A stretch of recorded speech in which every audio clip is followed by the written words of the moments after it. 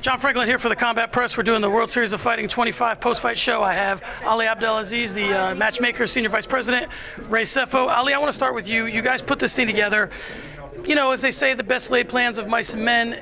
As it started to fall apart, talk to me about your emotions, and then as it turned out to be such a great night. Listen, I don't think this thing fall apart. I think this is history. You know, when these 8 guys got in this tournament, I said in my pre-fight, I said, Brian Foster and Zarfino, this can be a main event. And it worked out. I said, maybe this is the best 2 guys. I feel guilty. I matched them up in the beginning. And guess what? Everything happened, you know, and it was a great fight. And I think both of them put it on the line, and I think it was a great main event. Palomino, he showed up. He looked really strong. You know, it was, you know, he made some mistakes, and he lost to Brian Foster. And Brian Foster put his position to be in the final. And Zaffarino just got to submission quick, like he reminded me of Pajares. But, you know, he didn't pull it out in the last fight. But, you know, he's one-on-one. Maybe this guys down the road will have a rematch. Right, and like you said, I mean, it's quite a feat doing what Brian Foster did, even in terms of coming back from the loss. I talked to David Branch, and he said, you know, your Monday morning quarterback, and he's sitting over there. I mean, he was with his son trying to put the pieces back together. Next thing you know, he's back in the game. So what kind of emotions do you think you got? I mean, that's a hell of a night. I think it's great. I cannot be more happy than that. Like I said, we want to do things different. I think today we did something very special, very different. We, you know, it was chaos back there. We come back, we talk to the fighters. Ricci pulled out. Me and Ray come back. We ask Palomino to fight Foster, and we ask Zaffarino to fight Macaco. They both agreed, and we move forward. Listen, you know, when you have a guy like my brother Ray Sefo been in this mini tournament, it's a great guy to have next to you when you have a tournament. And let's bring in Ray Sefo. Ray, you and I talked. We did a little pre-fight show, and we talked about how it's just such a wild card, these tournaments. You know, right. Anything can happen. This ended up being a really, really great tournament based on the chaos. Let me kind of get an idea of your emotions throughout the night. I've been excited from day one. When Ali and I sat down to put this together, I was excited because I just know, you know, I've been in many tournaments like this, and you know, there's no such thing in a tournament being, you know, a cluster or chaos, because that's what tournaments is all about. That's why tournaments are so exciting.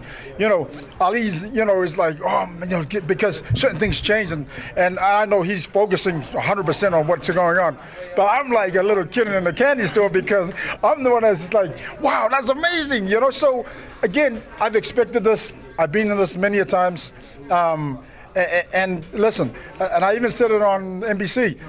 Wouldn't it be amazing if Foster comes out and beats Zarfino? Can you imagine? That's already a co-main event, because now these two, and again, these are kind of things that makes history.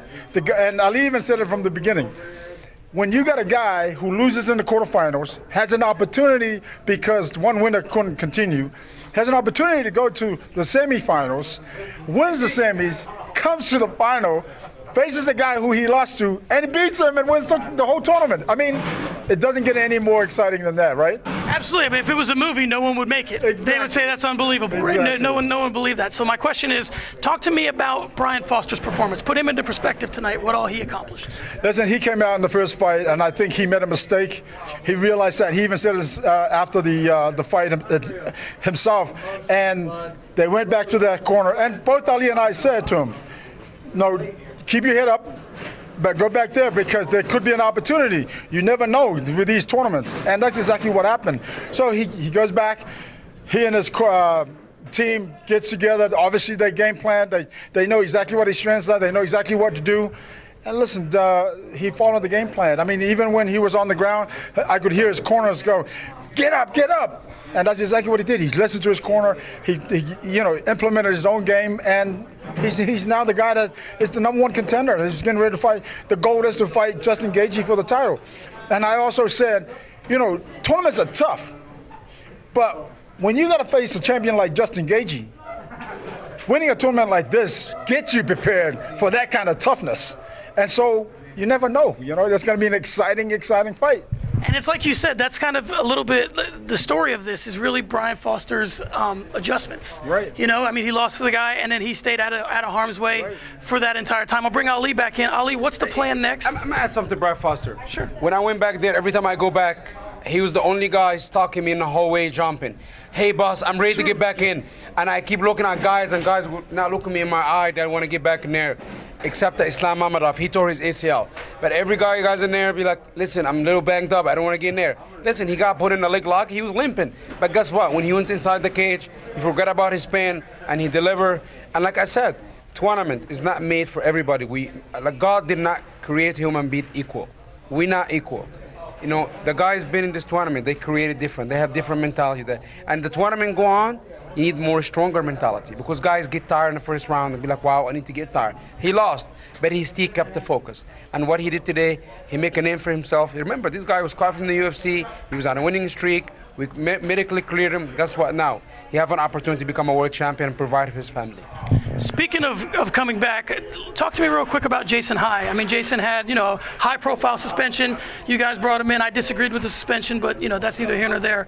But what did you think about Jason High? I mean, he put himself right up there amongst those guys as well. Listen, Jason High, a guy been around for a long time. You know, he looked great today. Nobody can say Jason High is boring.